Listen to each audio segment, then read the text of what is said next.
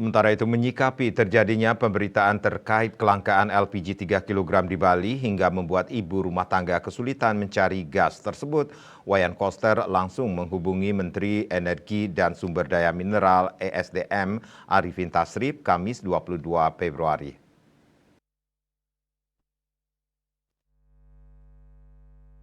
Dikontak via WhatsApp, Wayan Koster menyampaikan kejadian kelangkaan LPG 3 kg di Bali telah menimbulkan kegaduhan di masyarakat, terutama ibu-ibu rumah tangga. Hal ini kemudian menjadi pemberitaan yang ramai di berbagai media. Ia menilai kondisi ini tidak bisa dibiarkan karena berpotensi menjadi kerawanan sosial. Sehubungan dengan hal itu, Gubernur Bali periode 2018-2023 Wayan Koster memohon kepada Menteri SDM untuk menambah kuota untuk Bali sesuai kebutuhan agar tidak terjadi kekisruhan. Mengingat Bali sebagai tujuan wisata utama dunia yang baru pulih dan bangkit kembali harus tetap kondusif.